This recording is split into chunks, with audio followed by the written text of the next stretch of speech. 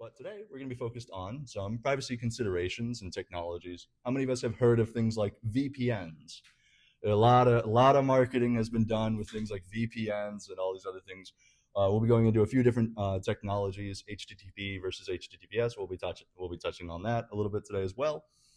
But as we get started here, so we are CSQ. We are the Cybersecurity Community Outreach Organization. We're an organization dedicated to spreading free and available just cyber safety information, workshops, lectures, any way we can help teach you all about how to use devices, update, and stay safe online is our primary goal. Up on the screen, we have some of our awesome members.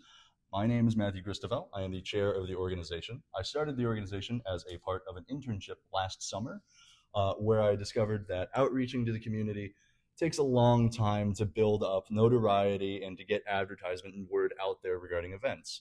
So last summer, we didn't have too many people showing up for our events, but we wanted to keep at it because I saw a lot of potential and a lot of need in the community for these kind of resources. So I decided to create a volunteer organization dedicated to continuing the efforts. And we were able to work with the Tallahassee Senior Center, several high schools already. I'm very proud of the work that me and all the rest of my team members have put in. And so, yeah, very excited. So this is just, once again, up on the screen, you can see a few QR codes with the different social media sites. You can also find this on the business cards I handed out. But yeah, so once again, right now we're doing a bunch of lectures here at the library, and I'm really hoping that you all will get a lot of good information out of this. Yep. So at the senior center, do you provide a regular workshop for people? It's whenever they have space for us. We try to actively work with them as much as we can. But you're not doing hands-on help if we have questions about our cell phones or anything. That will be at the end of today's lecture. So once again, for today's lecture, regarding any questions, I would ask that you keep them relevant to the actual slide materials. One or two behind, that's fine. And then toward the end, after about 4 is pretty much going to be our planned stop time for the presentations. We'll have about 30 minutes to help answer any of your questions you may have about any of the devices you brought with you. So I hope that answers your question. Yeah, with that, if you want to stay up to date with the events that CSQ is currently doing, once again, I would recommend subscribing to our newsletter on our website. You can just search FSU ACM, go to organizations, and then once you're there, you'll see Cybersecurity Outreach Organization. If you ever have any questions on how to find some of these resources or locations to get our link tree or other things, just feel free to shoot us an email at cyberoutreachfsu@gmail.com. So for today, what we're going to be diving into is, first of all, why do these privacy settings matter? Why should we care about all these different settings a lot of these apps and other things are providing for us? And how can I keep myself safe? We'll be going into a few different helpful security tools like VPNs and other things that can help keep us safe. We'll also be doing a little bit of an intro on typical settings, guiding you through the process of actually accessing these settings, because it can be very confusing depending on the application you're on. Specifically, if you're Facebook, how many of us use Facebook? I know I do. So, for those of you that do use Facebook, it's a wild time trying to find any of their settings and to get, to the information you want. Then we're going to be talking just a little bit about what Facebook actually is, because it is a major application, one of the most popular in the entire world for almost everybody, the most popular social media app in the world out there right now. So a lot of good information to go over there, and we'll see a lot of relevant, and hopefully at this point we'll start to see some patterns for how to access settings as we talk about Instagram and Roblox. But yeah. So without further ado, we're going to have Aaron Hoffman, our awesome alumni sponsor, is going to talk a little bit about why do privacy settings matter. So I'll go ahead and turn this on. All right, folks, who cares about their privacy? Should be everybody raising their hand in this room, right? All right. So how many of us have a smartwatch, Apple Watch, Android Watch? Anybody have one of those? Nope. I think, okay, me and Ivan are the only ones that do. So back in 2018, there was a kind of like a exercise tracking application called Strava. It was very popular.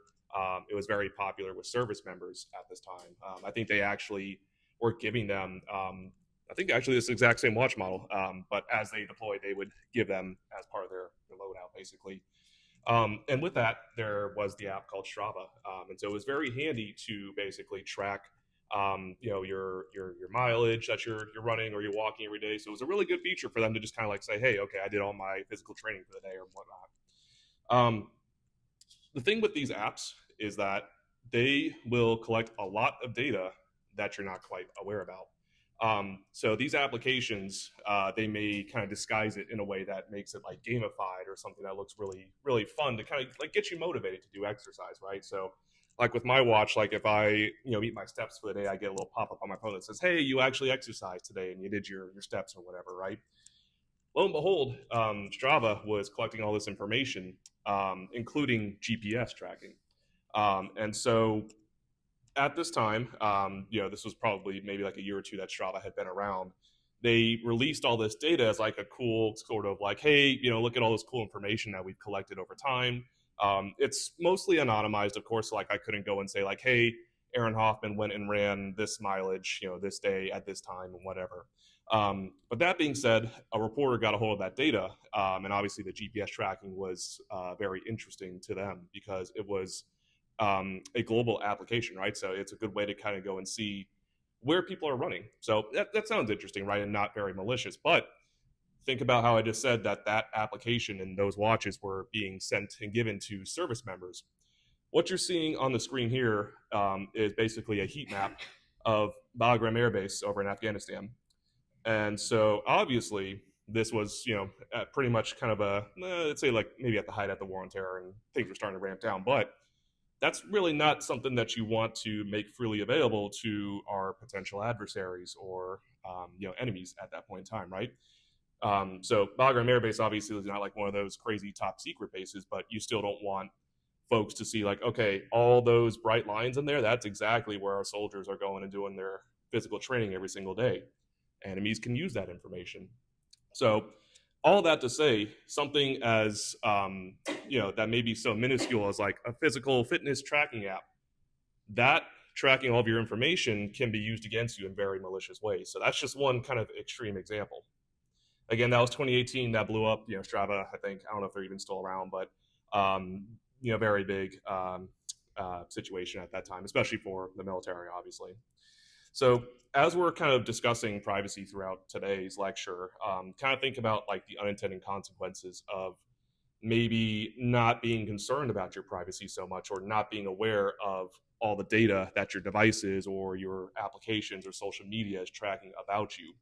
So when we're thinking about social media specifically, how many of us have seen some posts that maybe a friend or a family member have put on social media that maybe they shouldn't really have put up for everybody to read and see? I know I've seen a couple here and there, and people like to put stuff on there without thinking, but that can have long-term consequences. So not only personally, your friends might think you're weird or something, but professionally, especially for us in the the workforce and everything these days. Companies are actually looking at social media. They're looking to see, okay, I want to hire this person, but what is their private life like? They have the ability to go and do that, especially if you're going out and posting things on Facebook, on Twitter, whatever. That is all, or can be, publicly available. So that's one of those unintended consequences that you have to think about is that, okay, I might be sharing this funny picture, but how are this group going to think about it? That sort of thing. So you kind of have to be aware of what you're doing online. So that's, kind of one side of it. The other side of it is that criminals can also abuse that information. So I'm sure a lot of us, especially if we're on social media and stuff, we've always heard the thing like, okay, if you're getting ready to go on vacation, don't go and post like the day that you're leaving. Oh yeah, I'm going to Bermuda or something for the next week or so. My house is completely empty. Please don't rob me. Yeah, definitely don't do that. Criminals are going to be looking for that information. They're going to be looking for things like, okay, I did one of those funny quizzes that says, okay, put the street name you were born on and your mother's maiden name and your social security number. So, those things, again, if it's publicly available, people will abuse that. Unfortunately, that's the world we live in. And so spear phishing is kind of one of those categories. We'll probably talk about that a little bit later in some other sessions, but again, those are things that criminals can abuse. If they have the information, they will specifically use that information against you. And so that can, again, not only just the personal and professional situations, but another kind of funny, embarrassing situation. The senator from Texas back in, I believe this was 2014, 2015. He was pretty popular on Twitter, still popular on Twitter at that time, but he liked a rather inappropriate page on Twitter, maybe something that a sitting member of the Senate probably should not be liking on his professional page. And that kind of blew up on him. And so that kind of became a meme at that time. I don't think it's, kind of referenced anymore, but, he went on CNN and pretty much owned up to it. He's like, yeah, there was should have been a private thing, that sort of thing. So, again, just something to think about when you're on social media is that those activities that you are potentially posting out to the public, that's not just your friends. That's literally the entire internet. I don't even know how many people we got, 8 billion people on the planet now, something like that. So just kind of a funny situation there. And so that kind of leads to the rise of what we call data brokers. And so these are companies, literally their only purpose is to go and collect this data about all of us and resell it to the highest bidder. And so when we say data brokers, there are some companies that you may have never heard of, things like Spokeo, Radaris, Ben Verified, stuff like that. Those are kind of like the more popular ones. But when you think about all of the companies that you are buying things from, or your credit card companies, retail companies that offer loyalty rewards cards, that sort of thing, those aren't free. It's free to sign up. That data ain't free. So all that information about you is valuable, especially when we're talking about large amounts of data across like entire subsections, like regionality. If I want to know exactly what everybody in Tallahassee is purchasing at this time frame, or whoever in the West Coast is searching on Google right now, that's all really valuable information to advertisers and those sorts of companies. So the old adage is that if the product is free, you are the product. So, yes. Yep. Okay, we'll go with yours, and then there you go. Yep, go in the back first. Okay.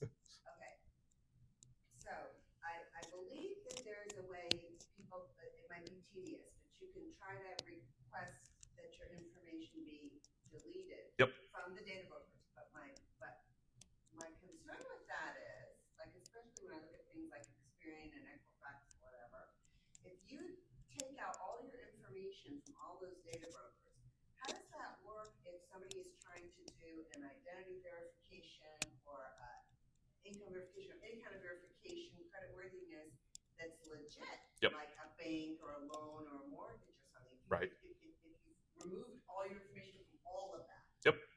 That's a very valid question. And so what would that do? So generally what they'll do in that case is they'll go to the last known point of data. So all that data that's out there. That's not going away. Even if that company says, okay, we're stopped collecting data on you and stuff like that, there's still copies of that old data floating out there, somebody who's purchased it in the past or whatever. So yeah, you got to think about that. And now it's a really good point, because yes, there can be situations where, like, for example, if you're going for a new job or applying for a mortgage, stuff like that, new line of credit, obviously that can tie up the process a little bit longer. But those companies will have kind of like their own methodologies for essentially establishing, okay, this is who this person says they are. This is kind of what their profile looks like. So it'll make it harder for them, but it's not going to be one of those things where it's like, okay, if you care about your privacy, we're basically going to deny you from certain things. Now, there are some other slides, and I don't know if it's in my section, that I'll kind of talk about some methodologies and tips for how to do that. I have personally seen there's a really great guy who's literally, his life is dedicated to just focusing on enhancing people's privacy. But his book, and I was actually looking at this because I was looking at ways to essentially anonymize a house purchase at that time. And so he basically says that, yes, you can go so far down that path of anonymizing yourself so that you are not tied to a piece of property that you own. But the steps that you have to take to get there, it's such a pain. And there may be situations where, like, a certain creditor will say, all right, that's too much effort, I'm not going to deal with that. Exactly. Yep. So, yep.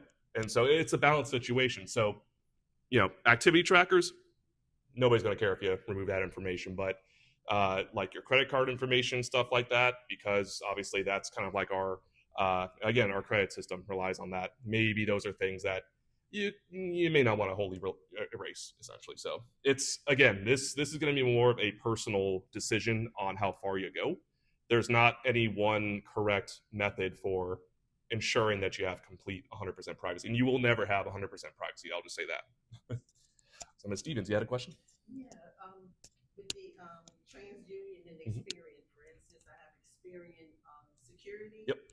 So they're selling my information to other people, even though they're supposed to be protecting me from those people. Yeah. So yeah, think about it. Is that so? Yeah. Well, you also have to look at the contract for that specific product, because what they may be doing is they may be offering the monitoring for that. So if another company outside of Experian is selling your data, they'll tell you they still have a monetary interest in your data. So that's one of those things, is that it's kind of a gotcha. I would still recommend just holding on to that. Now, depending on obviously how much you're paying for it, it's also kind of iffy on whether or not it's valuable. But again, it's one of those things where yes, they still have the data on you, unless it explicitly says somewhere in that massive terms of conditions that you may have signed that says we will explicitly not sell your data, then they probably will still be selling your data. And even then, honestly, a lot of companies, they'll have that in their TOC. Nobody reads the terms of conditions, so nobody's going to go out and sue people. But nope, that's the thing, and that's the world we live in, So unfortunate as it is. And so this is just a little diagram, essentially, of how data brokers work. So again, like I mentioned, the free apps that you have on your phone when you go and create an account, purchases on your credit card, your social media, just public info in general. So going back to the property ownership thing, if you go to the Leon County property appraisers website, you can go and plug in anybody's name in there, and they'll tell you exactly where they live, if they haven't gone through the crazy paranoid steps of removing themselves, of course. But and again, so they'll go and essentially group this information into various categories. So things like people who got recently married, people who look like they appear to suffer from depression. Facebook had a really crazy scenario where they were actually tracking this for teenagers, essentially, and they were getting targeted ads based on that information. Not good. Expected parents and compulsive buyers. So these are all things that are really useful information for advertisers or just anybody who's needs that information for whatever reason. This is valuable info. What do data brokers know about you? Again, anything that you could possibly think of: name, address, phone numbers, age, if you have bankruptcies, height, weight, whatever. Anything you might think about, these data brokers will likely have some level of access to that. Now, the other thing too is that they may not actually have the correct information. Sometimes these data brokers, they just they vacuum everything up.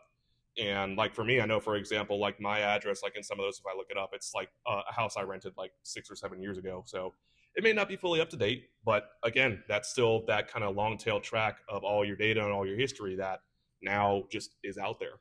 So again, data is a very big industry. We're going to talk about a case study here real quick. This is the Cambridge Analytica scandal. This was about the 2015-2016 area during the election season, of course. But basically what this was is that there was a company called Cambridge Analytica. Their entire thing, of course, was collecting data. What they did was there were these little quizzes on Facebook. They're like personality quizzes. So it pops up on there. It's like, yeah, click this little quiz and take it. And you'll see what cool TV character matches up with your personality. And so in this case, they had about like 87 million users had taken that little quiz.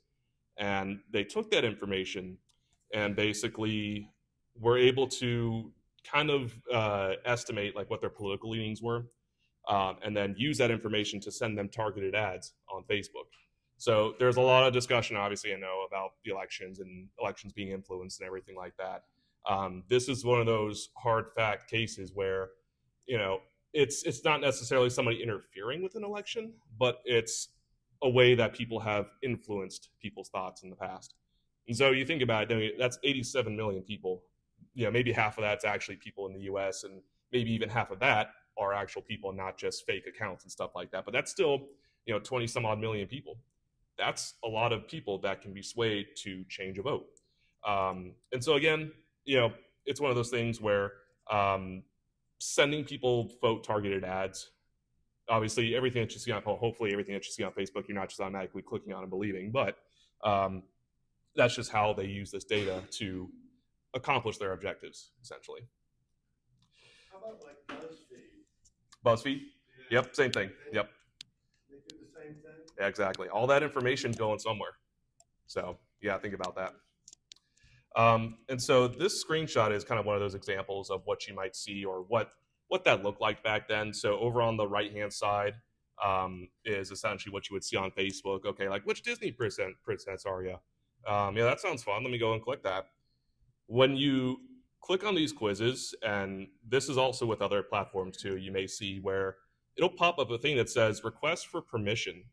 And you can see it might be a little blurry, but it says that my great website is requesting access to my basic information, including name, profile picture, gender, all your friend IDs, all your peer networks, any other information I've shared with people on Facebook, all my contact information. And so, you think about it like maybe a teenager or something. Oh, they just want to get my Disney princess answer real quick. I'm just going to click allow, and boom. What happens is they forget about that information, or they forget that they allowed that application to access that information, because you can go and deny that later. You can turn that off and disable that connection. But that's how Cambridge Analytica went in and said, okay, we have this massive database of people who have given the permission to view all their Facebook profile information. Let's go and use that, sell that information, and now they can do whatever. So, not good. And so, in summary, hey there, yes, ma'am. Sure. Was that just using the name Cambridge, or was it actually affiliated with Cambridge? I believe they were just using the name. Now, I do think they were actually based in the UK at that time. So yeah, so it's kind of a blurry. Yeah. I mean, it was a legitimate company, but they were doing nefarious things with it. Yep. So you'll see that a lot of times too. Bad actors will use names that sound legitimate, obviously, to trick people. So in summary, your privacy is important, obviously. Your public data can be used against you in ways that you may not even think about. You want to make sure that when you're using applications or social media, stuff like that, that you are conscious of what you post publicly. If you are posting things publicly, think about also the people that you are adding and connecting with on Facebook. Don't just accept every single friend request that you get, because that could just be somebody that's looking to snoop around. And then, of course, data brokers, not great. That's just the nature of way things work these days, is that data is big money. But they have a lot of info. And so, again, we'll discuss kind of some methodologies around that in future slides. So, and of course, we have our good old-fashioned, loose lips, think ships from, I believe that came around World War II era, but good poster there. All right, so we have helpful security tools with Sophia. There you are. All right, so now we'll be talking about different security tools. How many of you have heard about the difference between HTTP and HTTPS? Do we know what the S stands for? Yes, exactly. So whenever you send something over HTTP, that's going to be in what we call plain text. There's no encryption on it. There's nothing happening that somebody could, if a hacker gains access to that information, they can read it. It's easy. They know exactly what you sent. But when you are on a website and it says HTTPS on it, then everything that's on that web page was encrypted when it was being sent from the server to your computer. And that's nearly impossible to crack. And so as we see here, instead of seeing that your password was secret, they're just going to see this random jumble of letters. So they're not actually going to know what your password was. And so it's... Question already. Yes. It seems like on the last update of iPhone or whatever, iStuff, now I used to always see the one with the S and then the padlock. Mm-hmm. And now all of a sudden I noticed on my iPad that the padlock thing isn't there or not there. It's just like 3 bars. And then when I click on the 3 bars, it says that like it's hiding unnecessary. I forgot what it said. I wish I remembered. But the thing is it's not showing that anymore. When I'm logging into, let's say, credit card accounts or this or that, it's not showing that anymore. Yeah. So you're no longer seeing the padlock. That's interesting. It might just be showing. It might just be like hiding things you may not usually need. Yeah, they had an update with them, but that most recent update, it was basically a way to kind of make things easier for folks. And so yeah, it's like a visual thing where they just kind of hide that now. And so when you click on being Apple, visually they like things to be clean per se. So yeah. It doesn't show you the padlock, it gives you then another pop-up window that says something, like it's a security certificate is fine. Yeah, that's That's definitely what the Okay. padlock Yeah. means. I know, but can I just make it go back to a padlock? Unfortunately. Probably not, but there might be a setting for it, but there probably isn't one. So they probably just, it's for your convenience. I didn't ask for it, okay, sorry. No. But it's just that now isn't 100% true. You may want to use a separate browser application, so like you got Google Chrome and stuff on iPhone now. Yeah. So some of those should still show the padlock, but if it's Safari, they typically. It was Safari. Yep. Okay, okay, thank you. Even if you don't see the padlock, though, you should always be able to at least view the URL and see that it's at least has the S in the beginning. Well, the S wasn't there, which it was concerning to me, but then just the 3 lines. So, yeah, I know, okay. I'll switch to Chrome, I'm and that's mixed the up. end of that. I'm mixed up now. So you don't really have to see the S? What was that? So No, you do. the S means that it's secure. That's going to tell you if it's being encrypted when it's being sent across the network. Okay. I thought somebody said, but you don't see the S anymore. Yeah, and sometimes what they'll do is they'll actually like color code the URLs like green, usually, or like Mhm. red. So they're changing a lot of the way things look visually now. Yeah, what we say today may change in tomorrow. Mm-hmm. How are we supposed to know that it's legitimate? I mean, is there a news flash telling us, okay, now we're not gonna have the law? What will No. actually happen is browsers actually nowadays, they'll actually tell you if a site is not secure, and they won't even let you go on there in like most cases.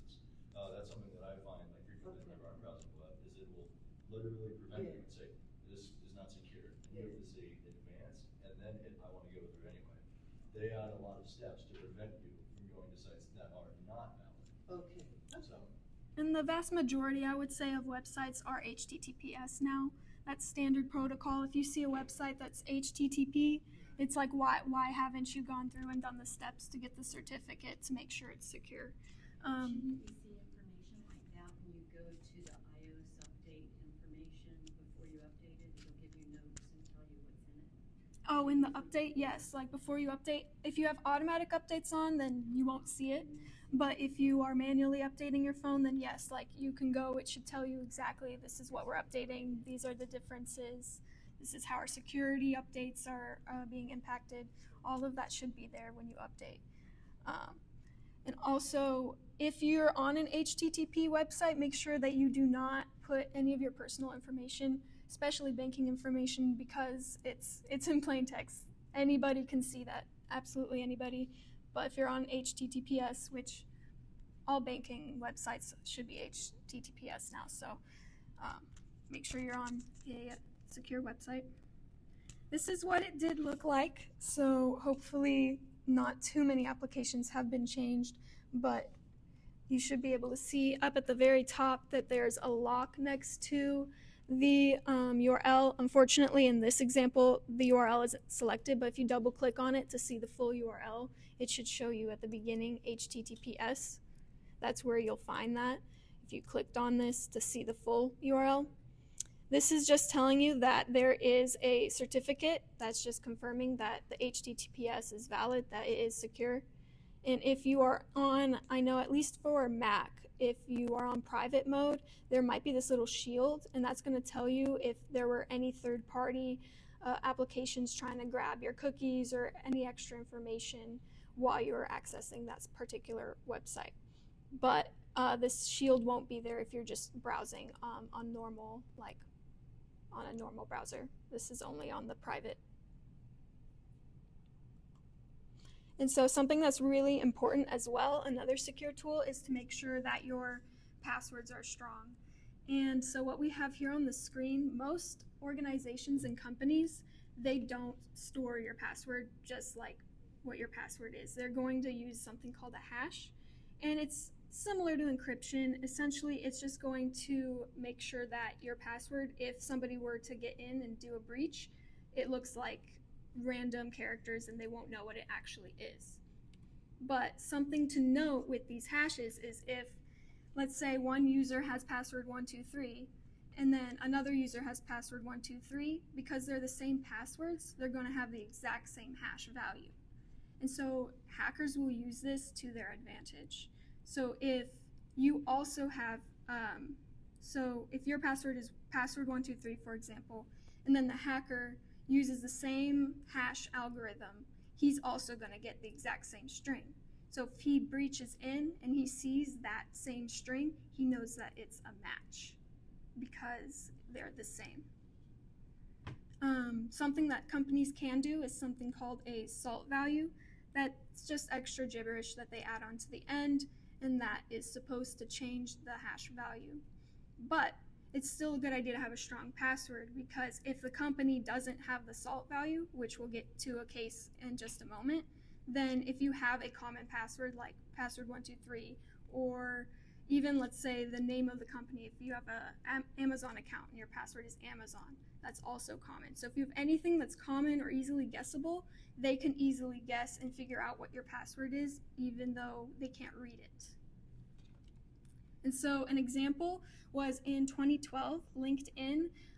This is just a photo that they had on their website explaining that 6.5 million emails and passwords were breached. And essentially LinkedIn had just used the common hash algorithm, and so anybody who had a common password, as we see here, they were able to get into their account, and they had their information. And in 2016, it became apparent to LinkedIn that they discovered there were actually 117 million and not 6.5 million passwords which were stolen. And 50 of those passwords alone made up 2% of the stolen passwords. And that might not sound like a lot because it's 2%, but 2% of 117 million, that's millions of people who have now had their information found. And if a lot of people, they like to use the same password for multiple accounts. And so I can't stress enough how important it is that you don't use the same password for multiple accounts. Because if, let's say, your password was Princess or Sunshine or 123456, and so was your bank account, well, now they didn't just get access to your LinkedIn. Now they have your bank account password too, because you use the exact same password.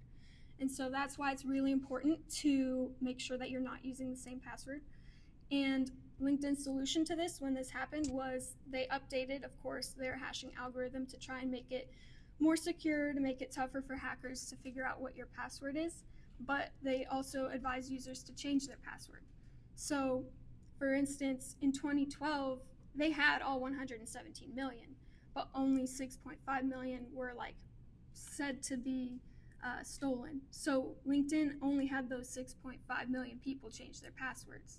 But if you had elected to change your password anyway, then your password also would have been safe because you would have changed it, even though they still had 117 million.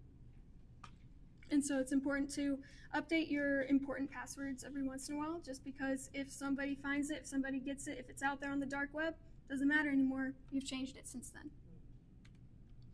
And something else that hackers will use are called dictionary attacks. They will just do a bunch of brute force attempts into your account using just common dictionary words. They'll use an algorithm that can go through so many different words all at once. That's why having a word like sunshine or password or linked or princess, any single word is really bad, because they can just go through all of those, get the hashes, see if it matches. Now they know your password. Okay, we're talking about the passwords. The user ID. Mm-hmm. When they say change every couple months or whatever, are we changing the user IDs also? Just the password. Your user ID is fine, because if they don't have the password, it doesn't matter if they have your user ID as long as they don't know how to get into your account. Okay, that's why they want to use your email account, because well, that's why so many people are using my email account. And I'm wondering, okay, everybody's got an email. How do I say this? Like you were just saying, everybody's using the same thing. So if they were using my email address, it seemed like they would have everything that my user ID said was my email address. But that doesn't matter. The password is what matters. Right, so I'd also make sure that you have a very strong password for that email account, because that could be an easy target. Because if they can get into your email account, now they can go to that website, and whenever you click forgot your password, that's going to go to your email account, and then they can change it from there and have control over all the accounts that you use your email as your username with. Is that? A user ID, it doesn't have to be 12 or 14 characters? No, Okay. just the password, and we'll get into that right now, actually. Thank you. Mm-hmm. So wait a minute, I have just a question. Yes. So if somebody discovered your email password and how to get into your email, then it would be possible that you wouldn't know that they were also getting into your email, or you would know? Well, it depends on how you have like your notifications set up for your email. A lot of times when there's a new login from a device that's not normal to you, they'll send an email like, we just got a weird login. So if you've got your notifications set up, you can see that and go, oh, what's going on right now? What do I need to do to make sure I'm good? But nowadays, when you forget your password, a lot of times they'll text your phone before they do anything, Mhm. right? They do the secondary verification. Yes, and we'll get to that too. That's why two-factor authorization is also very, very helpful, and we'll get to that in just a moment. This chart just shows the different amounts of time that it could take to brute force guess a password depending on its characteristics. So as we can see, the longer your password is, it's going to greatly enhance the security of your password. Things like adding in uppercase and lowercase, also very important. Numbers and symbols, that's why they'll ask you normally to have a password that's at least 8 characters long. Make it even longer, add uppercase, add lowercase, make it as jumbled as it can so it's less predictable so they can't just guess it. So are those computer years or are they human years? Human years, yes, but they'll be using computer algorithms. Yeah. Is there a multiplier? Yeah, I was looking at 803,000. I said, okay, Yeah. I could do 10. Yes. Oh, I would have done it. But no, I won't. And so just once again, make your password, in order for it to be secure, you also don't want it to be personal. So like your first name and your birthday, if they know your birthday, that's also an easily guessed password. That's very common. So make it impersonal to you, not something that anybody would just know and be able to guess. Once again, make it long, make it diverse, add those uppercase, lowercase letters, numbers, symbols, and once again, make sure that you're not using the same password for each site. So make different, unique passwords. And so that brings us to what you were hinting at earlier, two-factor authentication. I love using two-factor authentication. I use it for a lot of my accounts because not only then do you need the username and the password, but then either you can have an app on your phone and you just click like a check mark on it, or it will send you a text like a little SMS with a code, and then you type in the code. But then this makes it a lot harder for a hacker because they know your password. Okay, well, they don't have access to your phone, so they can't quite get in. But I heard that the real good guys can actually fake your phone number and get it verified by and somehow hack into your phone number or something. Yeah, that's called SMS swapping. Now, there's very little protection against that, unfortunately, because anybody can call into your phone provider and say, "Oh, I'm John Smith. I lost my phone. Please give me a new SIM card," or SIM swapping is what's called, not SMS swapping. Yeah, some phone providers will let you set up a PIN when you call into there. Then you have to give them the PIN in order to do that. A lot of them don't, unfortunately. But that is a very real situation. But generally, that's only for people who, well, I'm not going to say y'all aren't important, but like high-level executives and stuff like that. Okay, but then again, if they did that and they got the SMN swapping or whatever you call it, would you know that somebody else, would you somehow have a way of knowing that someone else did that? You would stop receiving phone service at that point because they basically swapped that. They took your whole phone number. So you would know something happened Yeah. because your phone would quit working. But why don't they tell you, well, your phone was just changed this? I mean, shouldn't the provider now say? They should, but they think they're talking to you when they talk But, and yet at work, there's so much security that they say, Right. if you access your people's work account, Yep. don't worry, maybe, they'll say that, why don't they do something simple like that? It's not in their business interest. It doesn't make them money to do that. That's why. There should be a law. Yep. Yep.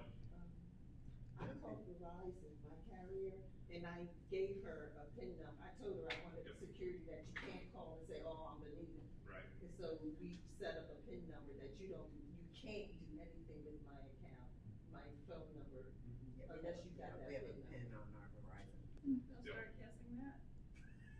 Well, I did my best. So, look into that though. Check with your phone providers. And something else that's becoming really popular and common more and more is something called a passkey. So instead of having to have the password, instead it's your fingerprint or Face ID. So that's something that you can put on, it's probably on all of your phones, an option that you could do instead of having to type in your passcode to get into your phone. And this is really secure because it's hard to fake a fingerprint. It's hard to fake, your Face ID. All right, Okay. paranoia right here. Mm-hmm. To me, it's just a matter of time, and they're gonna hack that too. And then you have nothing left. I mean, it's like an iris reader, okay, it's a fingerprint, okay, it's a Face ID, oh, it's your iris, And then they hack into your biometric data, and they can replicate your biometric data. I mean, it's just like, it just goes on and on and on and on. It's just very annoying. So like when I call, Figure it out the glass, when I call my bank and they wanna use voice ID, I say, no, I don't want you to use it because if I have a sore throat, you're gonna lock me out. They say, no, because we have these other questions, then we'll just go to our manual check. They won't lock you out. So I was also worried, if your thumb red, you cut your finger, Right. all of a sudden, they're gonna lock you out of your own account. They'll How are go. they gonna say, oh, I just cut my finger and I have a big line through it for a month? Then they'll ask you to put in your password. So it would still be helpful for you to know it. So there's, It's the Yeah. multi-factor, having multiple Right. ways of both keeping yourself and your property safe, as well as having alternate ways to get in and access. So, but these are all very valid concerns. And some things like SIM swapping, there's only so much we can do. But at the end of the day, the more we do, the more secure we are. That's why multi-factor authentication, passkeys can always be very helpful. One interesting thing that I just like to point out regarding like Face ID, because originally when I first started using Face ID, I was concerned because inherently anybody can, point the phone in my face and do that. I can't unlock the phone if I'm not directly looking at it, and there is more than one camera just looking at my face. There is at least 3 cameras on your phone when you're doing Face ID. Infrared, other things. They need a lot of data. You mentioned hacking into the biometrics. That would be the only way to do that. But companies are going to keep that biometric data as secure as possible. They're going to put that data under a lot of lockdown, as opposed to, say a password, where it can be a lot easier to, have one incident, where they just happen to get your password via, if you start using your password for other things. So if it's Halloween and you've got all this makeup on, or you grow a session beard, does that mean your Face ID doesn't work that day? But that's why I still have a passcode that I can unlock my phone with. Okay. Multi-factor. So you have you So still have, if it rejects you to another. you can revert back to the old one, okay. An example is my granddaughter. She got her lip big. I don't know what you call it. Like I know, like she puffed it up with Yeah. Botox. Yeah, and her ID was from her face, and so for the longest time she couldn't get her face to look right because the ID stopped her. No, that's not you. And so when her lip, and she said she like kept trying it, and then she actually got through, but it was like really scary for days. Yeah. And then when her lip went back down, she didn't have any trouble, so she took it. So she took another picture. But yeah. Yeah, and if something changes, definitely having that password always handy in case you need it, and then like you can go and redo and do a different scan if you decide to change something. So it's not like it has to be that way. But if you have both, the hacker can then hack in through the password, and so you're not even further ahead unless you require both. That's a very valid point. Yeah. I mean, it's making it easier for you, but not for the hacker. It's getting 2 choices now I would say unless like they're specifically targeting once again somebody who's high level, I would say they're probably not going to go the whole face ID route. They're just going to go with the password route. They're going to just try and see if they can find, they're looking for the easiest targets they can get to try and get in, not the people who are most protected. That's actually one of the reasons why in phishing scams they actually have it to where there's a lot of typos and a lot of mistakes in phishing scams because they're looking for the easy targets. If somebody isn't looking at the actual words and the structure of the text, then they know they can actually get money out of that person. That's why there's so many typos and other things on phishing scams. Everybody is looking for the easiest target. So if you do all of these things, you are no longer the easiest target. Well, I thought it was the king of Nigeria who didn't know how to spell them. So it's not, it's deliberate. It's Well, deliberate, yes. some of it might. Some of it may be honest Well, mistakes. I thought he honestly couldn't speak English. Google Translate. And something else that could be really helpful because it's hard to remember long passwords, especially if it's just gibberish that's like nobody can really remember all of that just in their head. So something that could be really helpful is a password manager. I know Apple already has a specific app dedicated for this on the phone, and essentially there's normally for a password manager one single master password, and then they will store and have extra security on all of your passwords. They will create passwords for you that are secure, that are strong, that are random strings of uppercase, lowercase, symbols, all of that, and keep it in one, hopefully extra secure location. This is what it looks like with Android phones and Google. So for this, you'll have to go into your settings to see where all of your passwords are stored. But most devices already have something built in. It'll, like, if you create a new account, for example, it'll say, do you want to save this? And then you can decide if you want to put it into the password manager or not. So these are useful since remembering strong passwords are hard. It securely stores all of them in one place. It'll create the passwords for you. It's really important, though, if you do use these, that you have a very good and strong master password and one that you will remember. One that you won't put on like your notes document on your phone and then they can just get that and then it's, redundant. So it's going to have to be maybe written down or just something that you really do remember. And that one will be the one really strong password that you'll have to remember on your own. But that helps simplify it since you don't have to remember the 20 passwords that you're going to have. Get a tattoo and put it face. That's what we call physical security. What if, like I went onto one of my, I call it .coms, I don't know, is it a website or whatever? Let's say I went to my Gmail and it asked me if I wanted to save and I said, and I exited, I don't write not now or nothing, I just exit out. What if later on I do want them to save that Gmail? How do you get back in and say, oh yeah, I changed my mind? Normally, if you don't, sometimes they'll have an option, it'll be like, don't ask again. If you click that, then they won't ask again. But sometimes I just click the little X, I don't say yes or no, and it re-asks me sometimes. When I re-sign in, I sign out and go back, it's like, you still wanna try that? Okay. So that should still be an option until you like make a definitive. It's worth pointing out that I believe two of the, I believe Aaron and I both use Bitwarden. Yep. So that one is a trusted one. I personally use one called Proton password, as well as like Proton VPN and other things when we get to talk about VPNs. So that's what I use. So those are just two shout outs for what we personally use. So why won't you use the one that like mine will say Microsoft will save this? Why don't you use Microsoft? Why are you going to Bitwarden? They all do. They all hopefully should be doing the same thing, which is encrypting, keeping all your passwords safe, and making sure all of your passwords and data is the most secure as it is. So these other products, these third-party products that are often paid for services, have the same incentive of just you pay for them and they keep your items safe.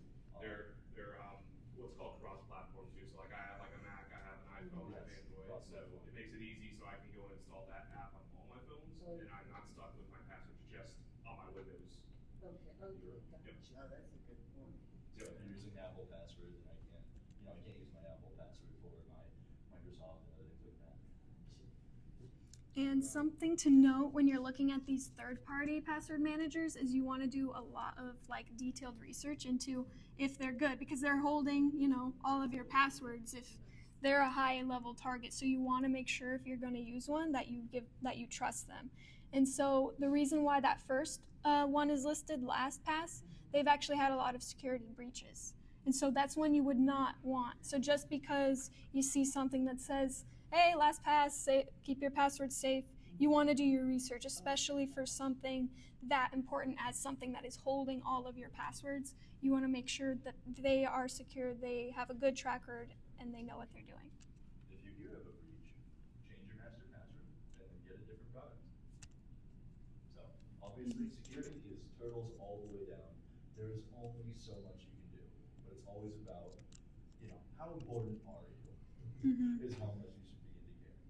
So And also, as long as you do your due diligence, you should be pretty fine. Don't make yourself an easy target. There you go. exactly. So there's nothing wrong with doing the Microsoft Manager. There might be Not like that- pros and cons, different I'm a platforms. very simple person, I mean, I don't know. Yeah. If that's the only thing that you're doing stuff on, it's Should be fine. yeah. So are these companies that can go out of business? I'm thinking of 23andMe now and the outrage about Oh, it. yes. Can, Yes. can Bitwarden, is it a company that can go bankrupt, or is this part of Microsoft, or how do When how they does it start work? losing customers once they start losing customers, obviously they're not going to be making any revenue. So that's But what will they're eventually not happen. part of a bigger one that won't go bankrupt. Yeah, no. Yeah. The one good thing about Bitwarden is that their underlying software is open source. So theoretically, if they do go out of business, somebody in the community could come up and say, okay, I'm going to make Bitwarden too. But And- that's the problem. Yep. Someone is taking over private information that you never gave them Well, permission to do. So that's the thing though, is that all your information you're putting in those systems, the company doesn't actually have access to it themselves. It's all encrypted and secure, so that way, unless somebody has your master password, including that company, nobody can get into it. Okay, this, to me, is even worse because it goes to artificial Yeah, intelligence. cloud. And it goes to the thing where you try to unplug the computer. You know what I mean? It's on my It's just pad. like you can't even get a human to help you.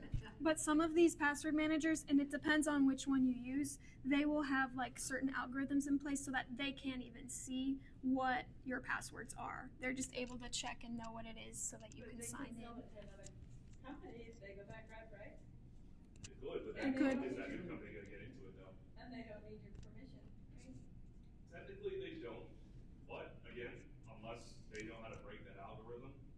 And this also goes back to how much trust do you put in a third party. So I can personally say I trust Bitwarden. I understand that there is that risk that yes, they could go out of business, but they also make it easy for me to export that data in a format that, okay, maybe Bitwarden goes out of business, nobody starts a Bitwarden 2, I can go and take that and put that into 1Password now.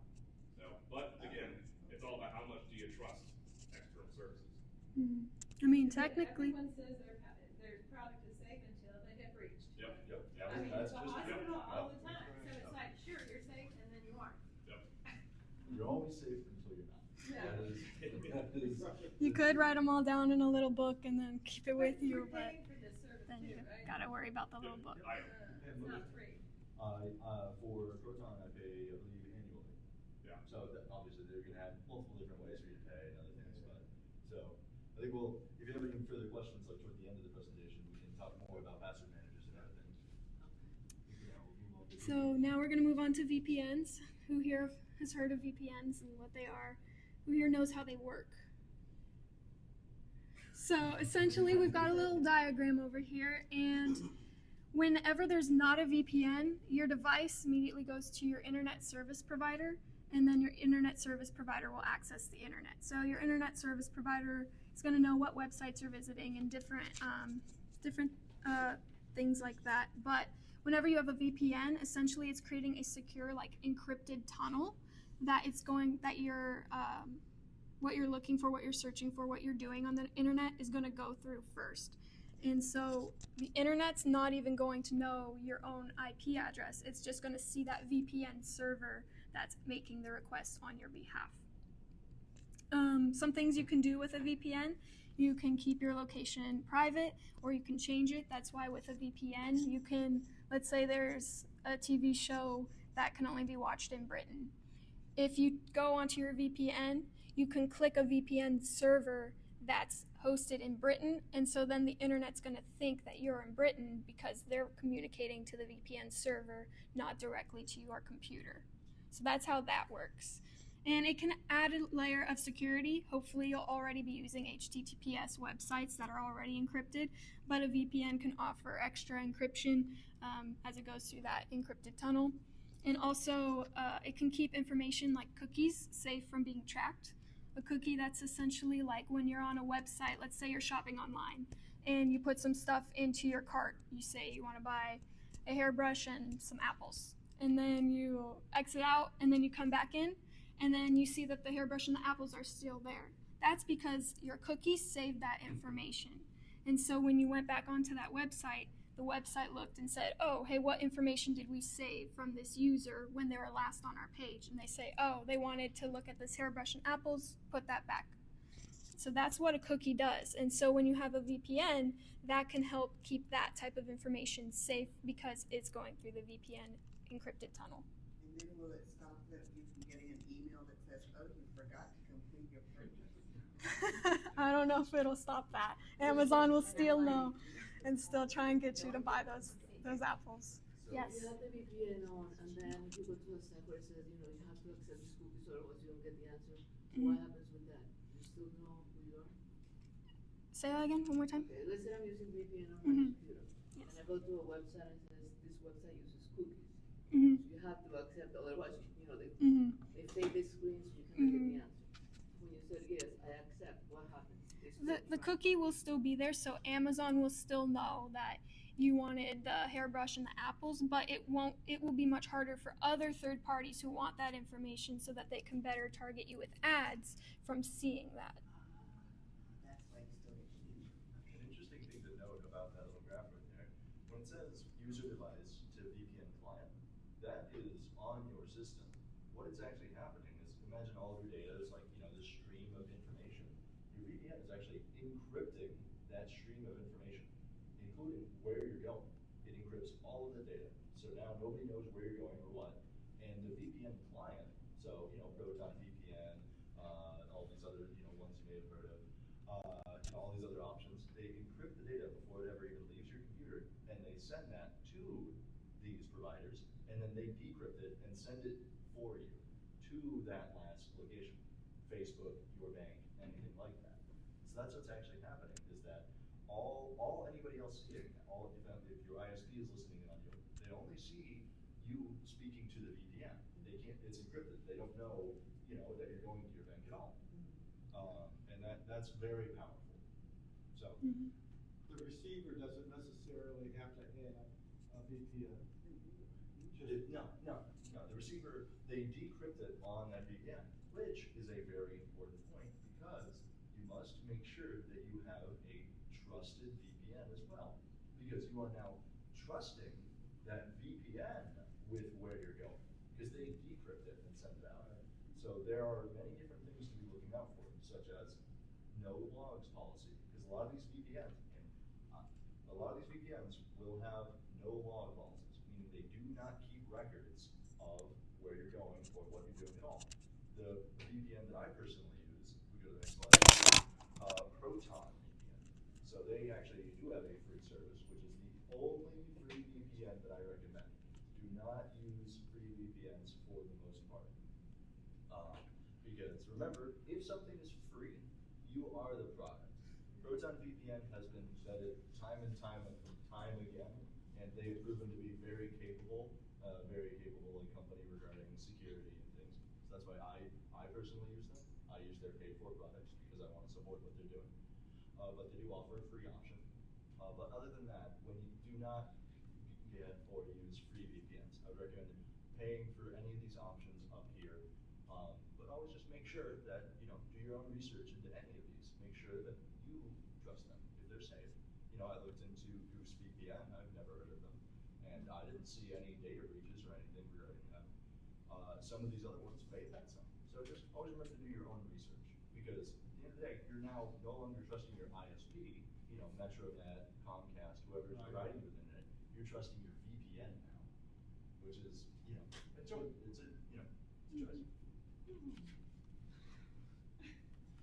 So, if I could, like, Microsoft asked if I wanted VPN, and it's free, so I said, Oh, no. no. So you, No, I'm sorry. so you should, so I shouldn't do Microsoft VPN? If it's Microsoft, I've never heard of a Microsoft VPN. Yeah, sometimes what you might be seeing is that Microsoft allows you to set the VPN up on your operating system. That might be what it's saying, is to set your Proton VPN on the operating system. That might be what it's saying. If you're seeing that pop up like on the web browser, I would say ignore that because Microsoft doesn't provide a VPN directly. Yeah, So. it's interesting. But just remember, always look into it. Just look into Microsoft VPN, and if you don't see anything by them, on Google or on their actual website, then I don't know what this is. I'm going to ignore that. Okay. So I have one question, it's kind of related to what she said, and VPNs and the, accepting cookies. So it seems that sometimes you get on a website and you have, if you reject all the cookies, you can't do your business. that's essential cookies, Okay, yes. okay, well, but also, will a VPN stop you from being able to do your business with them? That's a very fun question because it depends. So let's say if you set up your VPN and you send it to, let's say Russia, they may not accept traffic from Russia. So that's one instance. But oftentimes, like essential cookies, you'll be able to access the website. But once again, what a cookie actually is the website sends information for your browser to store. So whenever you whenever you interact with the website, it sends that information that's on your browser back to them. And that's how they keep track of what you're doing on their site. So that's what an essential cookie is. Does that answer your question? Well, sort of. I mean, this just happened to us with Air France.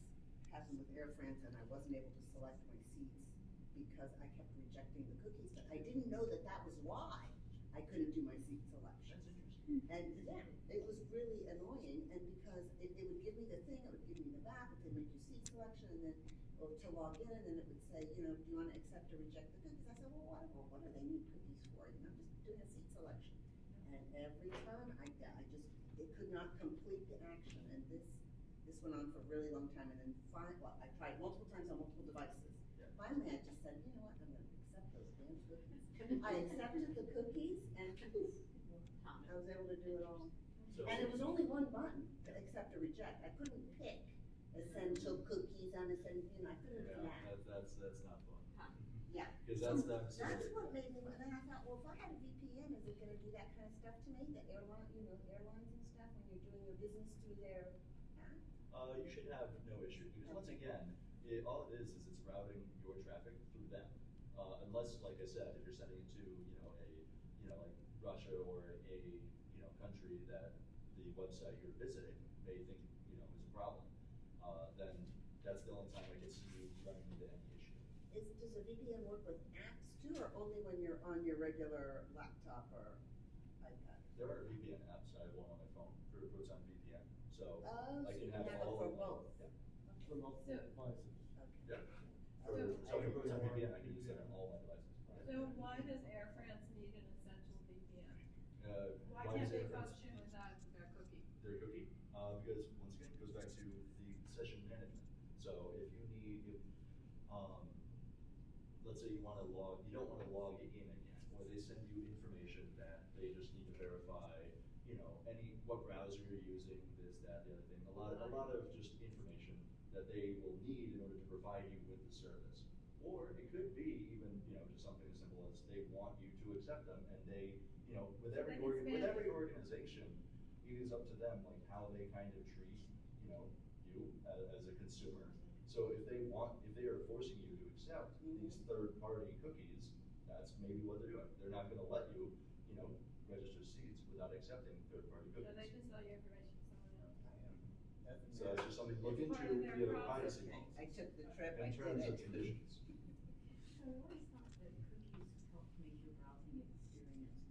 better. Yes. And Originally. Uh-huh. But now it's yeah. kind of gotten Mhm. out of control. Spam. If you're working with a reputable company like your friends or something like that, One would hope. well, I mean, Have to do yeah, that. but I think they're gonna want our business, so they're not That's gonna want us to have a bad experience, right? that's the hope. But a lot of web designers don't really get that memo. Or maybe they're new, who knows, Yeah. right? Okay. So I think we've had no further questions about that. I think we'll keep those for the end of the workshop. And so this kind of touches back on what Aaron was discussing earlier, but most data brokers, you can request to delete your information. This isn't instant. This will take time. There are different paid services that you can pay for if you want somebody else to handle all of that, because it's a lot of work to do that on your own. I believe Delete Me, for one person a month, it's around $11 a month. And so they will go through, you give them the information that you want them to know that you want off of the internet, and they will routinely check up on that and make sure that your information is not out there, and they will delete it for you. So I think we're going to move on now to some typical settings that you're going to see, and that will be really helpful for you.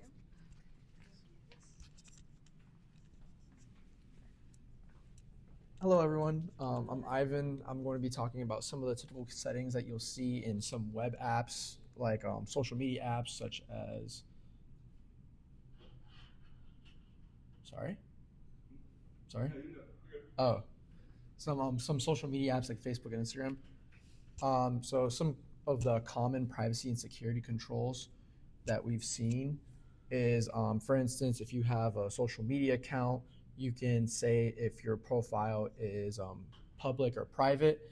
And of course, you want to control as much as you can who sees your profile and who will see the posts that you are posting to these profiles. Another one is location sharing, and an app can ask, can we? They will ask for your location, and you can accept or decline it, and that will notify them of obviously where you are at all times, or if you're just using the app. We already spoke a lot about data sharing and the data brokers. I just wanted to point out, like how we've been saying the whole time, is just like there can be more people out there that know more than you think that they know. Another instance is ad preferences. And so you can control the activity that is used and control the ads that you see coming from these social media apps. And I'm going to go into a couple of examples with Facebook and Instagram. Who here uses Facebook? I know we asked earlier. Yeah, there weren't many hands, but I still have an old account on Facebook, and I guess I should remove that.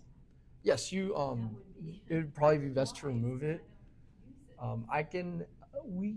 Yes, we don't go over how to remove an account, but we'll go to how to find the settings page, and from that, yes, you can go and it should be in the same place in the settings to remove your account. Yep. I think every app is required to offer a delete me like feature. Yes. So it just deletes your account. But then it doesn't happen instantly. You have to wait a month. And just deleting your account doesn't mean they deleted your data. Yes, that as well. And so what is Facebook? Facebook is a bunch of things. It's a social media platform. It's a messaging service. They have an online marketplace as well. You can also, of course, post pictures and videos on it. For your profile and your account, you can add things such as your work, where you work, or your education, where you live. There's videos and pictures up on social media on Facebook as well, and you can scroll through for however long you like and look at all the videos that you like to see. Facebook also includes Facebook Messenger, and through this you can direct message or DM others on Facebook, or speak with groups as well in a group chat.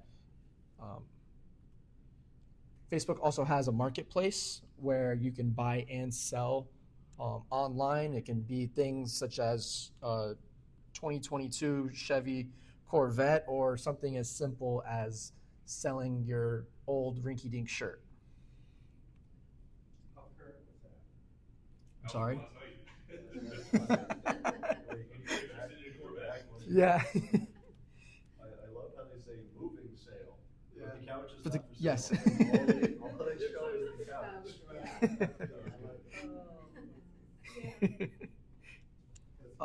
One thing that's nice about Facebook also is that you can join different groups. One group that I'm a part of is Living Tallahassee, and they'll give some knowledge about local news or things that are happening locally in Tallahassee.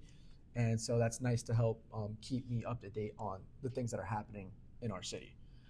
Of course, there are a bunch of other groups. You can join groups, maybe like the Tallahassee Online Yard Sale or the Florida Drum. There's a group for everything now. And Meta, which is the parent company of Facebook and Instagram, they have something called the Family Center. And the Family Center will help you supervise your child or your grandchild's usage of these social media apps. It'll also give you tips on how to talk with your child or grandchild about it, give them a little bit about online safety. And you can also set limits on how long your child or grandchild is on these apps or who they're allowed to see or not allowed to see. And when supervising a child or grandchild, you can see like how much time they spend on these apps and get alerts from the activity that they're doing with the apps as well, like new followers or changing, things like that. So a little bit of different settings to be aware of when using these web apps. To go to the little bit about the settings, there's some privacy settings, security settings, and ad settings. I'm going to go into some examples of showing how you can get to the settings from different ways. When using a desktop, in the top right corner, you can see a little profile. And if you click on the profile, the little pop-up will appear. That's right on the right. And once you get that little pop-up, you can click on Settings and Privacy, and that will give you this screen. And once you're on the Settings and Privacy, you can just click the little cogwheel, which is Settings, and that will take you to all of your settings for Facebook. There's a bunch of different things you can see here. One of them is Family Center or preferences, your settings for notifications and such. For your mobile phones, if you are using the Facebook app, it's a little bit different. You can click on the bottom right. There's this 3 little bars, which are called a hamburger menu. But if you click on that, it will take you to this screen. And on the top right will be a little cogwheel. And you will click on the cogwheel and it will take you to the settings. Now, if you want to learn more about Family Center, there is a Family Center section in the settings. And if you were to click on Family Center, it will take you to this screen. It'll give you a little bit of information about Family Center. There's also a link. It's not shown here, but if you were to scroll a little bit down, there is a link that will also give you a little bit more about Family Center. And if you were to click continue and want to start a little Family Center, it will give you a link that you will send to your child or your grandchild, whoever you want to supervise. And that link will allow them to join your Family Center, and you will be able to begin supervising their social media use. And now on to privacy settings. So for privacy, of course, with social media, you'll be posting a lot, and it's important to limit who can see. It's important to limit who sees the information that you post, the visibility of your profile. These are some of the things. Some of the things that you can limit. So you can limit how people are able to find you. You can limit who can see your posts and your stories. And if you were to click on one of these, let's say we'll click on posts, you can select exactly who your audience is and who can see your posts. So for if you want anyone to see it, which we all have been talking about how we don't want that, you can have yourself be public, or if you only want your friends to see it, of course, if you want to be more specific and you want to show only a certain amount of people, you can do that as well with specific friends or a custom setting below. And onto security settings. I have a question. Yes. Can they do that also with groups? Like if there's like a group site? The administrator of the group, can the administrator of the group exclude certain people from the group from seeing certain things?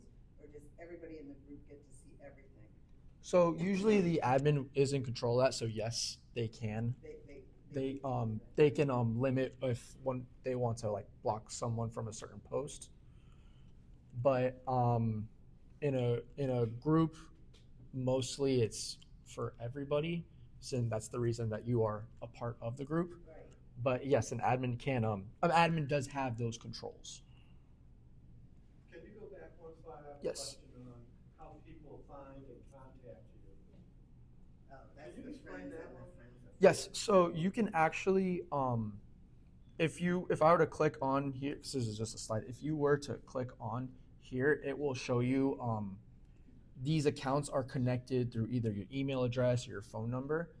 And one thing is that this app might ask for your permission of your contacts list. And if it sees a number on your contacts list that has a Facebook account, it can say, hey, like your buddy has a Facebook account. Here, you can add him. So one thing is that one of the settings is you can not allow that to happen. So in my instance, it's you cannot allow someone to add you only because they have your phone number. Right, okay. And it's the same thing for an email as well. If they have your email and they could say, hey, like we know you have this email and this email is linked to a Facebook account. So it's like we can like add him on Facebook now. And a little bit on security settings. Yes, of course. Sorry about Facebook. Okay, I have my friends, all right, she's my friend. Yes. All right, so she sees my Facebook stuff. And then she has a Facebook account and she has other friends, all right? And she posts something from my Facebook that her friends can see. Can they also then access other Facebook stuff or only the stuff that? So with Facebook, going back to this slide here, specifically, yes, you can allow, like let's say for posts or stories, there will be some things where it's not, yes, profile and tagging. So in tagging, it says how you can, let's say you were to tag somebody in a post, then all of those people, all of the friends of the person you tagged can see it. There is a way that you can limit that and saying, oh, like if I am tagged in something, I don't want that friend group to see it. I'm sorry, I said that wrong. Yeah, I said it the other way. No, I understand what you're saying, yeah. That's why I don't do So you Facebook. can control if someone can tag you in a picture or something like that? Yes, you can even disallow them from tagging you in general. Another question for that. Sometimes, for instance, maybe I went out and looked at a Facebook page of somebody I went to school with a long, long time ago. And then all of a sudden, I'll get a friend request or something. Does it notify them that I've looked at their page? So Facebook, I believe, does not do that. Okay, good. What they could, I know there is different on some social medias, like LinkedIn does let you know, Yes. does notify you if someone looks at your page. Facebook, I want to say 99% sure that they don't. Okay, good. But what they It just could, seemed really weird. what they could do is that they could have like in the suggested friends page, and they'll randomly pop up on their side. Okay. So then it'd be like, That's what- oh, Yeah, that's what I was They wondering. say, you might know so-and-so, you might know this person, you might know that. Yes. Because it probably would They'll look at your connect a lot of dots and. Okay. But moving on to security settings, um, in the settings page, Meta has a little account center where you can look more into your passwords and add preferences. So if you were to click on to see more accounts, um, it'll give you a little bit more of those settings. Under the passwords and security sections, you can do things such as change your password, or if you want to start using two-factor authentication with Facebook or Instagram. It also keeps all of the devices that you are logged into, which is under the saved login. It shows all of the devices that are like connected to your Facebook or your Instagram.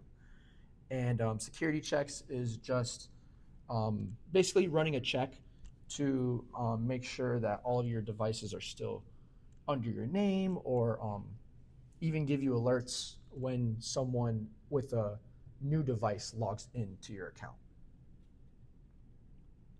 And now on to ad settings. Under that Meta Accounts Center, these are all of the options that are there. And you can, obviously, there's an ad preferences, which if you click on to that, it will give you a little bit more about the ads that are used. So obviously there's an information used to show you ads section and an ad shown outside of Meta. So obviously you don't want to have them with any of your information. And in that, like we'll say, like we'll focus on the ads shown outside of Meta. So this will allow you to, this will allow them to allow you to see these ads from these different advertisements in other applications, not inside of a Meta app, such as Instagram or Facebook. So if you were to click on that, it will give you a little bit more information about it. And obviously, of course, you don't want to see that information and don't want them to don't want that information given, so you would disallow it. But automatically, I want to say, when you do set up account, I want to say that they automatically allow this such information. I have to say that sometimes when you get updates on your instruments, it goes back even to some of those previous ones.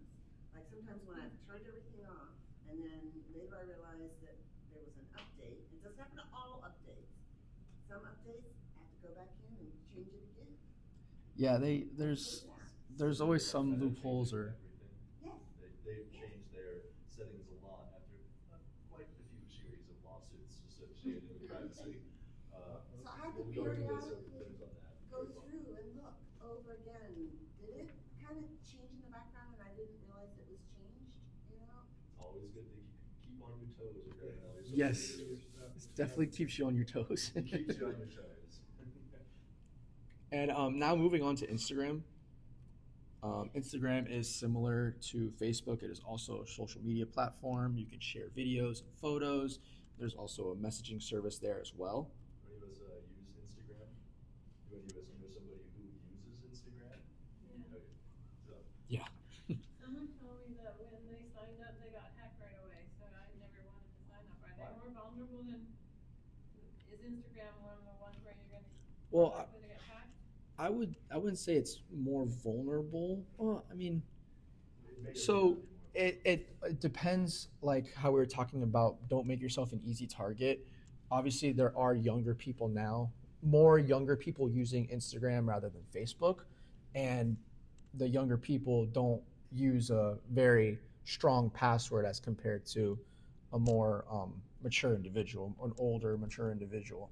So if your password is password 1234, which is more likely that a younger person will have a password like that, then that's an easier password for them to steal. That's the reason why I didn't sign up, because I didn't wanna get hacked. Yeah. But that's dumb logic, right? It depends on Well, what password the person put in. Okay. So I if they mean, put one, yeah, I mean the safest way from getting hacked is not having an account. So Yeah, that's why I don't have one. no, I mean they can't hack you if you don't have an account, you know. I had an Instagram account from 10 years ago that I did find out. They sent me a notification. We just got logged on. And I'm like, oh, I just logged on, deleted my account because I don't use it anymore. Yeah. But somebody hacked into my account from many years ago. From Instagram. Yep, from Instagram. But that's just because I made it 10 years ago and I did not know how to make passwords back then. Say that. That's Yes, the only same. vulnerability is password strength. Yes. Not the only one, but a major one. So The everybody the most common, we would say. What were the other ones? We can go back over those during like Oh, the time okay. we have after. 'Cause It's there's a not lot. dangerous then? Okay. Not particularly compared to other social media apps. Yeah. But this is just what a profile looks like on Instagram, and this is our Instagram account with the cybersecurity outreach. And I know none of you said that there's no yes, but if you do have Instagram, you can follow us and get some more information about our events um, and such. And in order to get to the settings on Instagram, coming from a desktop, there's going to be a left sidebar with different things like the home, search. At the bottom is your profile. You can click on that, and that will take you to your profile page as shown. If you click on the cogwheel, it will give a little pop up of a few different suggestions, and settings and privacy will take you to the settings page. As you can see, it is a little similar to Facebook. You can also edit your profile from here as well. So one interesting thing there that we may see is that this is a pattern with a lot of social media accounts and a lot of platforms. Is the pattern for a lot of these is first of all the most important place to get to when trying to access your settings is that cogwheel. That's for your device, for everything. You're looking for the cogwheel. A lot of these platforms will always put it behind that little profile picture. So if you ever need to change your settings, just hit the profile button and then find the cogwheel. As we can see, if we go back one slide, they chose one more. They chose to put it up in the top right. A pretty common place, like we often see either profile pictures or things like that. So it's always going to be in the corners of your screen. And if you're ever like, I want to change the setting, remember, even for Facebook, they have a lot of power over the ads, which is the last thing I'd expect them to, let you change. So I was very pleasantly surprised when I started getting a lot less annoying ads on Facebook. So always remember, you have more control than you might think, thanks to recent laws being put in place. So hopefully it only gets better.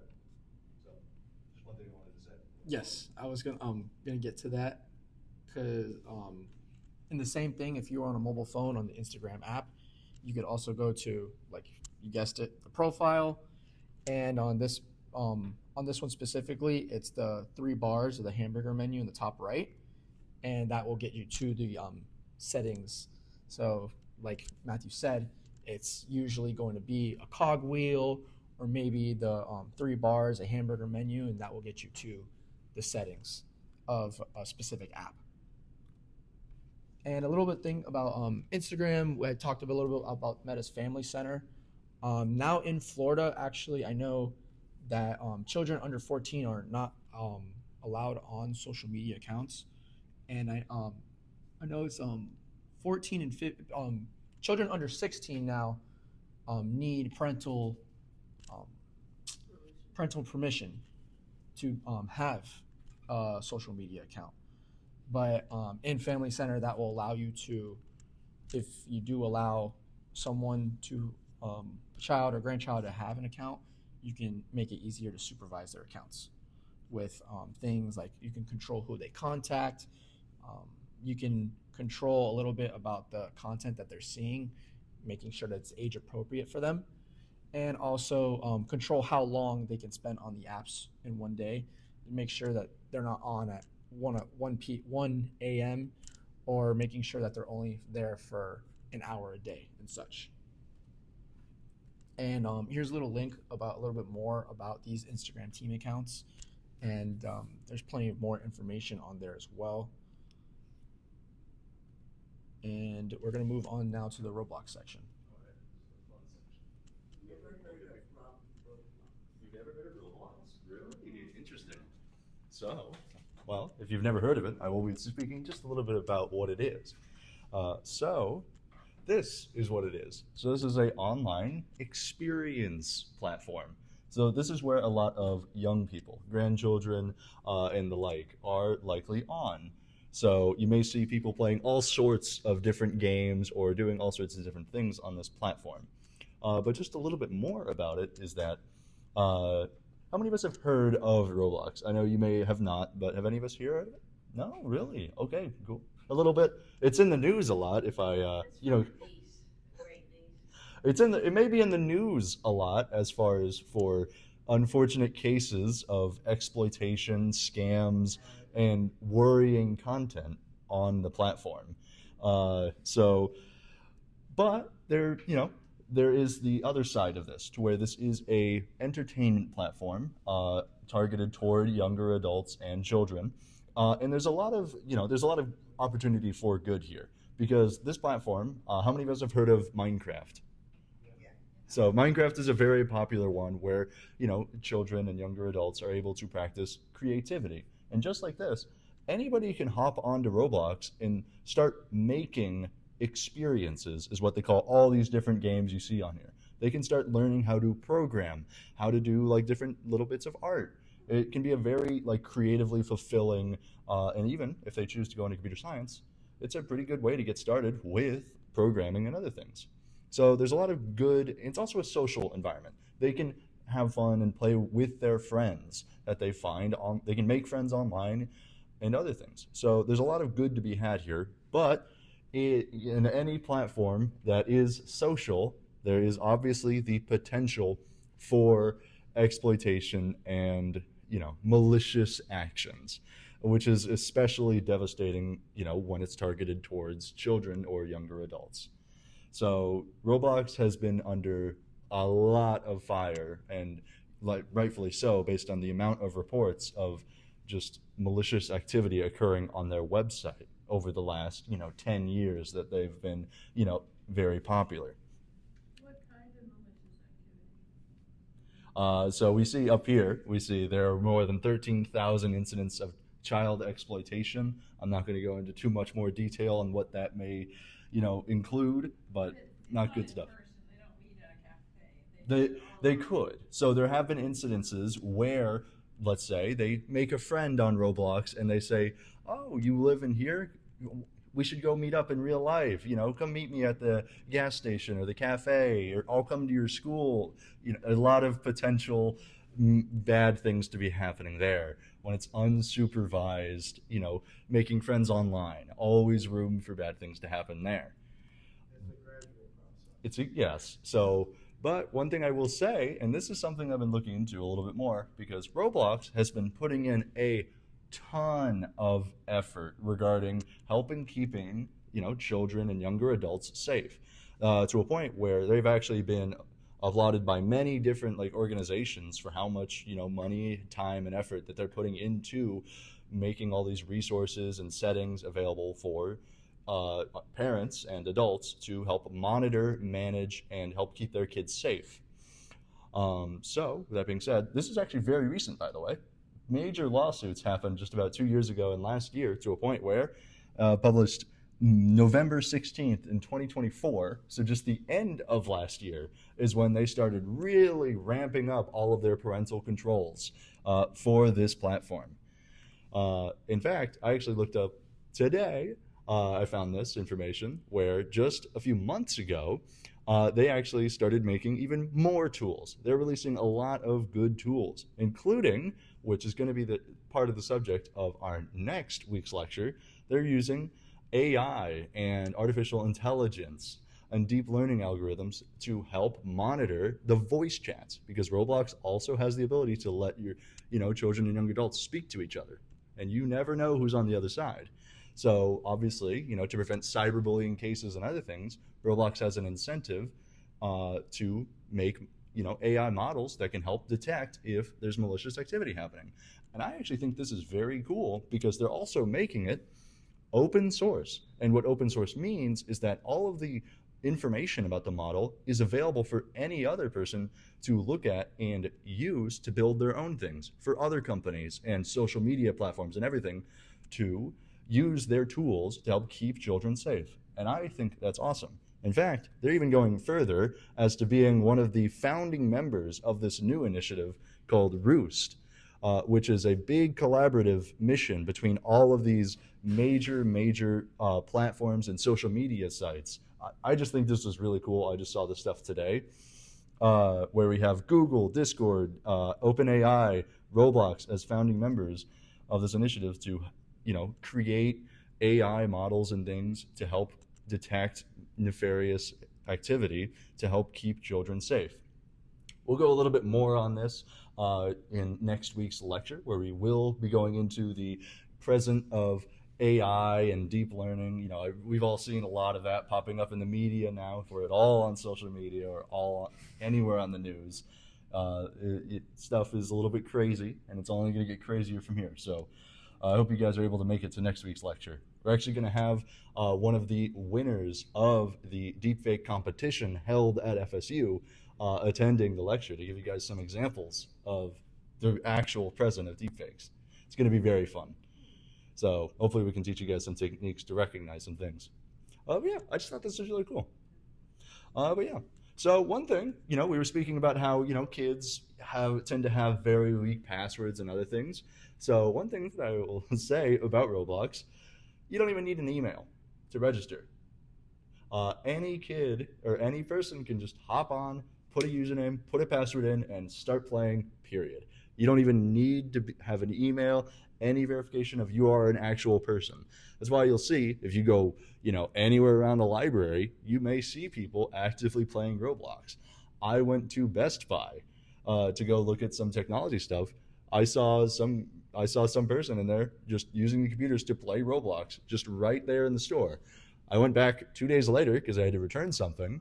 I didn't like what I bought, and they were still there playing Roblox. I just thought that was, I was like, you know, I thought that was very, very funny. But it was just very interesting because any kid can hop on, type password 123, and get access. And other people can get access to their account and see what they've been doing and what they've been up to. Which is why I wanted to speak about parental controls. Because if you see grandparents or any of your like younger relatives, you know, playing Roblox or playing any online game or on social media, you're always going to find that there are some level, you're very often going to find some level of privacy controls and parental controls so that you can monitor screen time, control what they're doing, whether or not they can talk to people online. Because, you know, I may not necessarily want my, you know, younger relatives speaking to strangers online. And oftentimes you are absolutely in your power to control that. Once again, Can they unlock it though? Can the kids unlock it? Now that depends. It does depend, because with Roblox in particular, we're going to go into how they have age verification, which would prevent anybody from just logging onto your account or doing things like that. I'll go into that in just a little bit. So, but yeah, once again, top right, we see a little cogwheel. Every time you have a question about what can I do, always go look in the corners, hamburger menus, profile button, or cogwheels. Routinely the place to be. So we go to settings, and then to set up a parental account, you are going to have to, one, make an account, then you're going to have to verify your age. Now, when you want to verify your age, you're going to have to submit your ID. So for me, when I was setting up, I actually had to submit my driver's license to them in order for them to verify, you know, how old I am, right? And obviously many of us have several concerns about that. But might I ask, if any of us have filed taxes recently, we may have had to use some applications like ID Me and having to provide them with driver's license or other verifications, you know, doing the whole face thing. I don't know if you had to do that, but I had to when I wanted to use some of their platforms. I actually found out, I believe there was some breach with one of the providers that was used for this. I can verify that, and it was just very, very interesting. Like, you know, obviously several security considerations for using my face, my ID, giving it all to potentially Roblox. But interesting thing here is if you go down the little rabbit hole, they're going to take you to an entire third party. You are not giving your driver's license or ID to Roblox. You are giving it to another party called Persona. Let me see if I can find that slide with it. Let me fast forward a bit here. Is that like LexisNexis? So, a little bit about this. I actually looked into this, and one thing that I would always recommend, because the future is going to be age verification. I am, you know, fairly confident in the fact that a lot more applications in the future are going to require you to submit some form of ID or some way for them to verify your age without just saying, Yeah, I'm 13. Yeah, I'm 18. You know, because there's a lot. It's not hard to get by that. You know, so this is one way they're going to combat that in the future, and how they're doing it right now. So, with that, what I would always recommend doing, especially when you're giving your driver's license and your face and all of this interesting data away, look into the provider. So, I looked into Persona and I felt personally comfortable, not saying that you might. You might look at their privacy policy in terms of service and you might not feel comfortable giving it to them. For me, I looked, I didn't see them. I saw them, they would delete it after 30 days, and I was fine with that. It was mainly just used to give Roblox all I would do is send them my card. They would verify, send Roblox back a little check mark saying, yep, they are the age they say they are. Good to go. And that's all that was going on there. And so I was like, sure. I looked through and I found Persona to be particularly trustworthy at this time. Remember, things change. So, but yeah. So with that being said, I'm going to go back on through. So just guiding you through these age verification settings, because you're going to see this a lot on several other social media apps and services, where you're going to see begin verifying, continue on another device where it'll send you an email, and then continue verifying your identity. A lot of the times they're going to send this to your email. You just continue, click all those steps, and once we go here, then here is where they're going to say, take a picture of your driver's license and send it to us. Normally this stuff is pretty encrypted and kept safe, so as long as you look up and do your own research whether or not there's been any breaches associated or any security flaws recently. Remember, research is always important when you're giving away vital data like driver's license or things like that. But I found nothing in particular recently, so I went ahead and I did it. I made myself a full account and everything, even a kid account. When you were doing all this, was it going through your VPN? It could have been if I had it on. I did not have it on. So, because I don't, for me, obviously everybody's different, but for me, for privacy reasons, I don't necessarily use a VPN all the time because I don't mind, any ISP in particular having access to where I'm going. If they know I'm going to Persona, that's fine. I don't mind that because I trust Metronet, my ISP, to not, be spying on me or giving it to third parties or other things like that. Obviously, you can decide for yourself whether or not you trust Comcast, Metronet, or this, that, the other thing. So once again, turtles all the way down, but we're just here to teach you some of the things. So for me, I don't use a VPN all the time. If I'm logging on to the public library Wi-Fi, though, I will use a VPN because it's public. And if you are not on HTTPS and you're on public Wi-Fi, anybody can log on and start looking at your data. Exactly. Another interesting thing there is that for, another plus for VPNs, have we ever seen, we go to a public place and we go to log on to the Wi-Fi and we see two networks that sound and look very similar, right? Maybe not the admin versus guest or that, but we may see like guest Wi-Fi and guest Wi-Fi 2 or this, that, the other thing. What a person can actually do is they can set up a Wi-Fi network and call it the same company name and then network 2. That's one benefit of a VPN because now you no longer have to worry about that. You have a VPN. All that person knows, if you happen to log on to their Wi-Fi network, all they know is you're going to that VPN because it's encrypted the moment it leaves your device. So that's one reason why you might want to use it. So on any public network, I will use a VPN, period. So that's one little recommendation there. So that's okay at the airport then? At the airport, I will use a VPN, period. Because the airport is obviously going to be a highly coveted space for information. Obviously, yeah, a very, very good question. And I'm glad I was able to cover that. Awesome. So, once again, I don't use it all the time because I trust my ISP. So, you hit more, go to settings, boom, cogwheel, love it. Account info. So this is where we're going to go to verify your age. This is on the smartphone, by the way. The smartphone, if you ever need to do this, once again, a lot of the same settings will be provided from your browser and on your phone. So you should see very similar, steps and things to do. Sometimes applications will say you cannot do this function on your phone.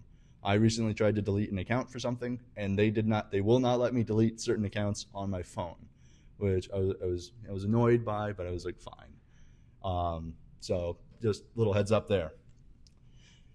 So with that being said, on your phone, you just go to account info, verify my age. This is how I did it. I did it on the phone because then I had a phone camera to use to take pictures of my ID and send it off to the persona. But yeah, so then we get to personal privacy settings. And as Roblox, they were under fire for a lot of lawsuits and other things for this. They did very good with a lot of these settings. These are very comprehensive parental settings. And I hope we see a lot of other applications start to use these in the future. And many of them already are. Like Meta, we spoke a little bit about their family system. Probably is going to look very similar to this, where we're going to see, at least in Roblox's case, where we have all these different games and experiences that may have blood and guns and other things that we may not want our kids seeing. We can go to content maturity, communication. I may not want any of my relatives talking to people online, strangers. Visibility. I don't want strangers to see whether or not, my relative is online. Friends and contacts. I may not want them, having friends on this platform, because maybe they're not old enough and I don't trust them to do that. Always a choice. You have a lot of control over what your child account can do. So when you're trying to find these parental controls, after you make an account and you have verified your age, you can just go to parental controls, and where we see temporary user, there'll be an option to add child accounts. So for me, I just made an account. Timmy Temporary is what I called them as I was making them. So it was fun.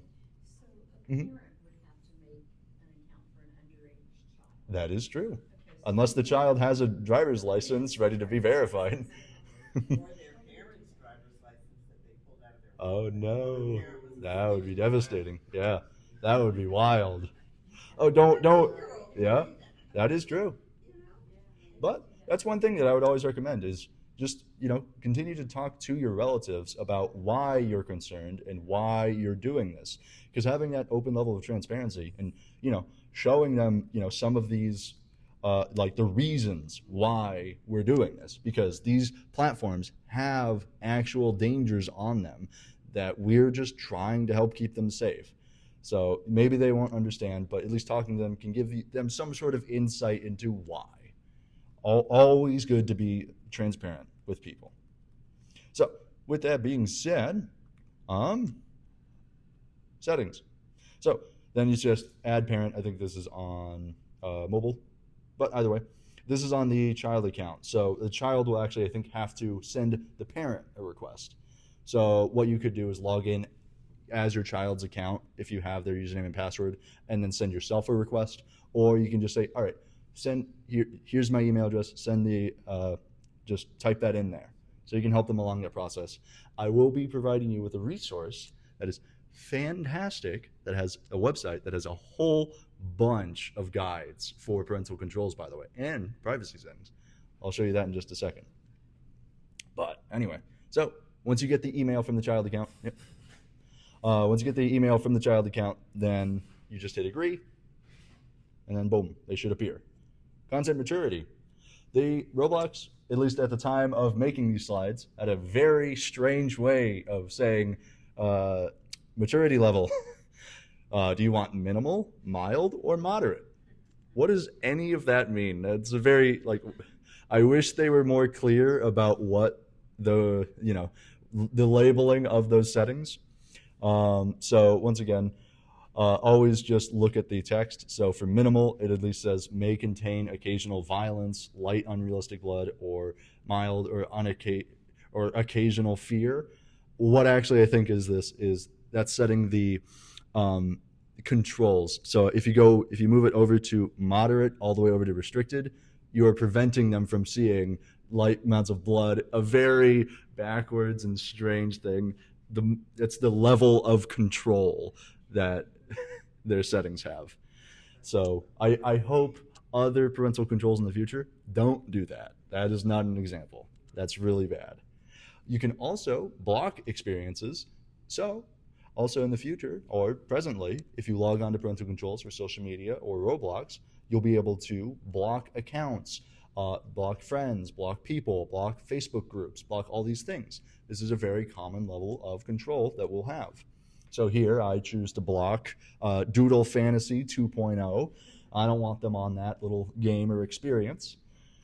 So now this is the resource that I would highly recommend you take a picture of, write down the URL, because this is the good site for parental controls and privacy settings. internetmatters.org. This organization is partnered with Samsung, Roblox, I believe Electronic Arts, several other like major organizations. They have very good and recent content for controls and privacy settings.